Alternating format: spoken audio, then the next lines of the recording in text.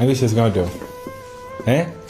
21 ഞാൻ ദുബായി പോണ ടൈമിൽ എനിക്ക് അന്ന് എൻ്റെ അടുത്തൊന്നും ഒന്നുമില്ല. ഞാൻ അന്ന് ജോലി വെച്ചിട്ടാണ് പോണത് ദുബായിക്ക്. അന്ന് പോണ ടൈമിൽ ഫസ്റ്റ് എനിക്ക് ജോലിക്ക് പോകണ്ടെന്ന് പറഞ്ഞ് കൽഫുൻ്റെ ബാക്കിലൊരു വലിയ കഥ ഉണ്ട്.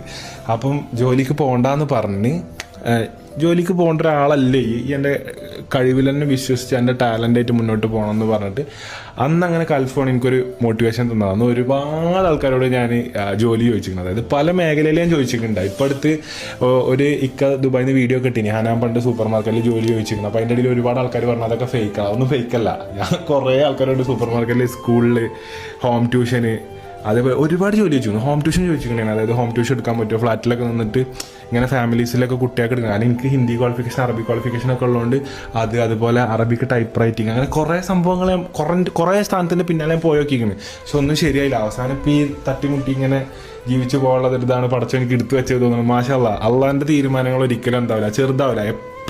എപ്പോൾ ചെറുത് തട്ടി വീഴുണ്ടെങ്കിലും നിങ്ങൾ പരിശ്രമിച്ചുകൊണ്ടിരിക്കുന്ന ഒരാളാണെന്നുണ്ടെങ്കിൽ നിങ്ങൾ മനസ്സിലാക്കുക, എന്നെങ്കിലും മനസ്സിൻ്റെ ഉള്ളിൽ ഒരാഗ്രഹം, ആരും പറ്റിക്കാതെ അത് നേടാനുള്ള ഒരു ആത്മവിശ്വാസം, ഒരു വഴി നിങ്ങളെ മുന്നിലുണ്ടെന്നുണ്ടെങ്കിൽ, അതായത് ഒരിക്കലും നമ്മളിങ്ങനെ ചിന്തിക്കരുതാ ഒരാളെ പറ്റിച്ചുകൊണ്ട് എനിക്ക് നേടണം, അല്ലെങ്കിൽ ഓനെ പൊട്ടനാക്കിയിട്ട് എനിക്ക് നേടണം, അല്ലെങ്കിൽ ഇവരെ ബുദ്ധിമുട്ടിച്ചുകൊണ്ട് എനിക്ക് നേടണം.